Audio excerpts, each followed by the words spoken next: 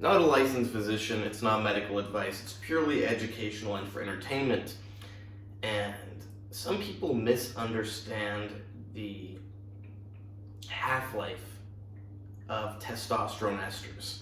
So it's not a typical drug half-life. A typical drug half-life, the way it works is a drug enters the body.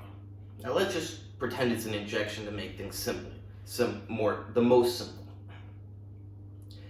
You inject the drug, you have 100% of the drug in your body, and over the course of the half-life, half is eliminated. Now, you injected a certain amount. That certain amount, all of those molecules are going throughout the body, binding to receptors, being active, until they are excreted, half of them, over the course of that half-life time.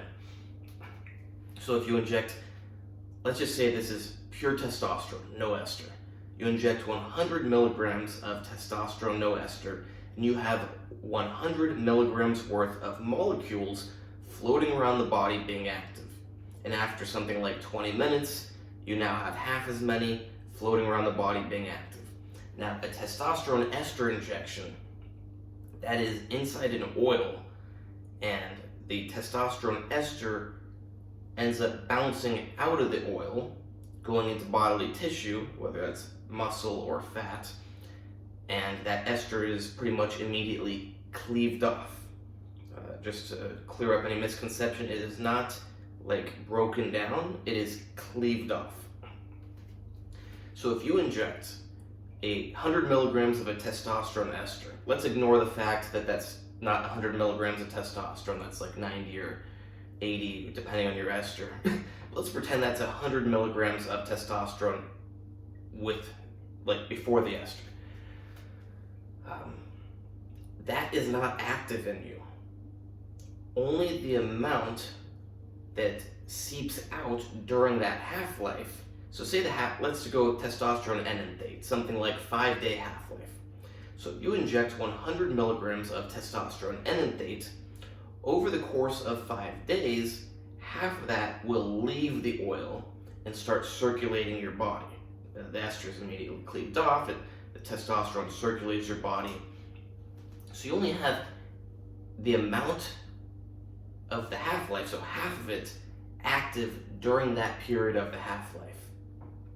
Whereas if it was no ester, you would have that full amount active, and after the half-life you would have half of it still active. With a esterified testosterone, half of it seeps out of the oil and becomes active in you over the course of the half-life. I know it might be complicated for some people to understand if you're not a big math person or biology person. I'll try to think of another way I could put it. There's two parts. So that half-life, it's not the drug's half-life.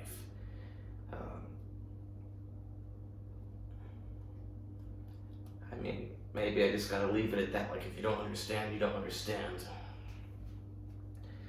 But yeah, if you do 100 milligram testosterone enanthate injection and the half-life is 5 days, it means over the course of 5 days, you have 50 milligrams active in your body. You do not have 100 milligrams turning into 50, no. You have 50 milligrams, which is active and excreted over the course of 5 days. But it gets even a little more complicated than that because it's not evenly spread out throughout the 5 days. You do an injection of a testosterone ester, and the largest amount of that testosterone ester is going to seep out of the oil in the first part, in the first 2 days. So even if the half-life is 5 days, you're going to get most of that in the first 2 days, and then a slower trickle over the next 3 days. So, okay, remember, you do a 100 milligram testosterone ester injection. Half-life is 5 days. That means in 5 days, a total of half of that left of the oil entered circulation and was excreted. but it's not evenly distributed. Most of it was in the first 2 days. So maybe you got 35 milligrams in the first 2 days, or 30 milligrams, let's just say 30 milligrams in the first 2 days, but then you got 20 milligrams in the next 3 days. Yeah. And then the next period of 5 days, you're going to get 25 milligrams. It's actually going to be even different, but let's just simplify things and say you're going to get 25 milligrams in that next period of 5 days. Because remember, the first half-life, half of that 100 leaves, enters circulation as active. Now you have 50 milligrams left in the oil. In the next 5 days, half of that leaves the oil, enters circulation. Once again, that is, the larger the amount in the oil, the more leaves the oil. So that's not going to be evenly spread out over the next 5 days. That is, let me try to think of the best curve. So you get like a lot released, and then you get, I'm not going to try to draw the curve in my head. We could plug it into a computer and do it. But yeah, you get the most in the first 2 days or so. And then you get considerably less, and then you get considerably less. Because let's just go with those fake numbers I made up, which are rough estimates. First 2 days, you get 30 milligrams. Next 3 days, you get 20 milligrams. And then you're going to have 25 over the next 5 days. And let's say you get 15 of that in the first 2 days. And then you get 10 of that in the next 3 days. So you're going from 15 milligrams first day, 15 milligrams next day, 7, 7, 7, 7, 7, 3, 3, 3. See, it's certainly not an even distribution. It's very concentrated in the first 2 days, but especially that first week is going to be the biggest. Yeah, not a typical drug. Half-life, because you have that added oil component. It is, when it's inside the oil, it's inactive. It's only once it seeps out of the oil into your muscle tissue, usually it's done intramuscularly, that ester is cleaved and it initiates the actual testosterone half-life, which is, I don't know, 20, 30 minutes. I don't remember exactly, but it's pretty short.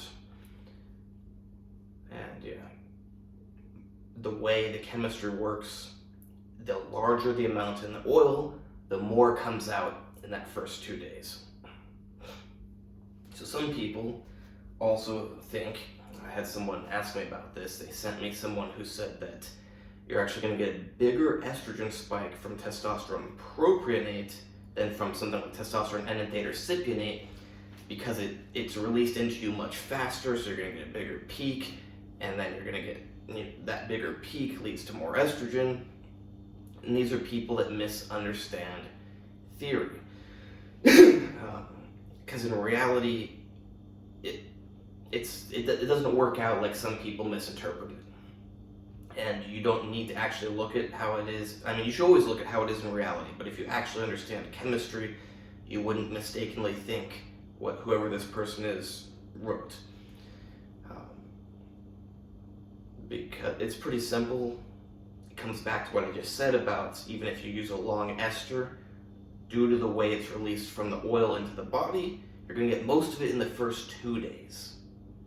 You could say you get most of it in the first 5 days, but you're going to get really large spike in the first 2 days or so. So you may think that you're going to, I'm going to do my 200 milligram test sip injection once a week. That's going to give me much more stable blood levels than doing propionate. It's like every day. It's like, nah, it's going to give you more stable blood levels than if you did one shot of propionate, but you spread that prop out throughout every day, you're going to get way more stable blood levels, and you're going to get less estrogen spikes because yeah, doing 200 milligram shot of test enanthate or test cypionate, it's going to be that first 2 or 3 days that you get the biggest proportion of that testosterone released into your body. So it's going to really resemble testosterone propionate. Yeah.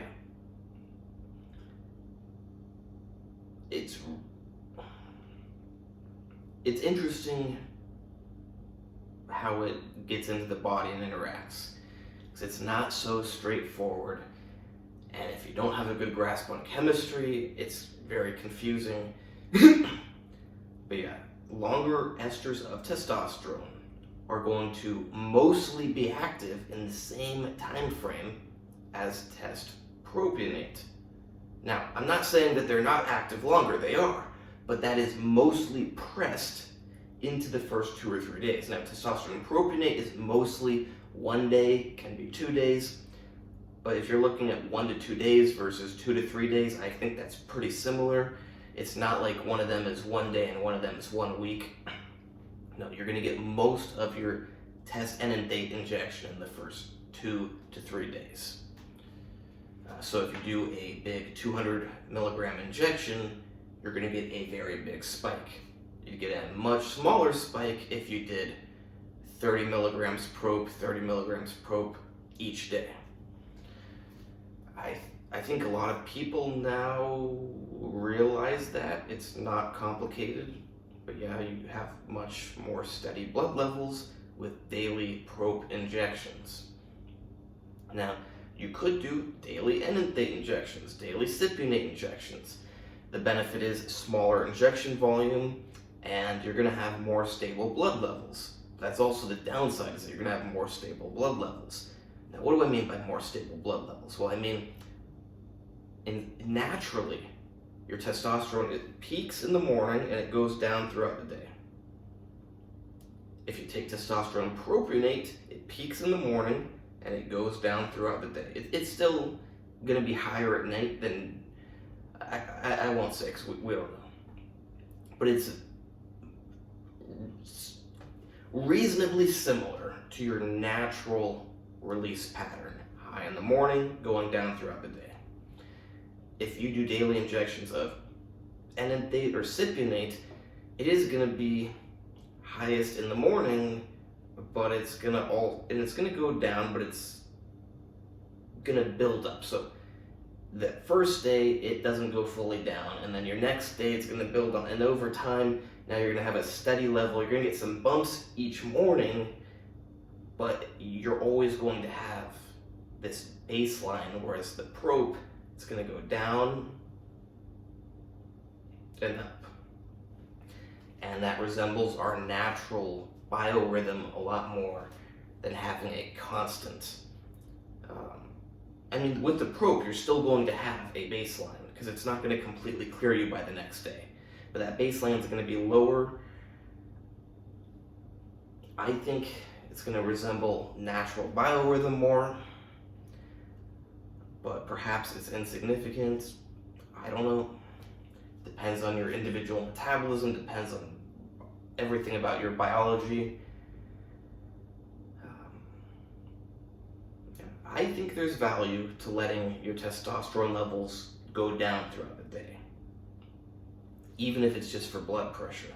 Now, you can take blood pressure medications, but it is nice to give your body a break from such strong androgenic and estrogenic signaling, because if you're taking TRT, you're probably higher than you would normally be. So it's probably a good idea to give your body a little break, each night to have some homeostasis in the body. Now, that's not what homeostasis is. Homeostasis is this. It's actually just what I was doing with the testosterone propionate. My thoughts, not backed up by any studies. There's no studies comparing health of taking daily probe injections versus daily enanthate or cypionate injections. You're certainly going to see your blood pressure fall more at night, whereas if you take enanthate or cypionate every day, your blood pressure is going to stay elevated at night, and you're going to need more blood pressure medications. I hope you understand the release and the activity and the half-life of testosterone esters more now. Please like, subscribe, and comment. Costs you nothing, takes 10 seconds, can help me out someday. Check out the other videos. Comment if you have any video requests. How I get a lot of ideas is when I'm talking with people. People ask me questions, and I'm like, oh, that'd be good for a video. That's like how I brought you this video. Someone asked me about it, I'm like, oh, I gotta make a video on this.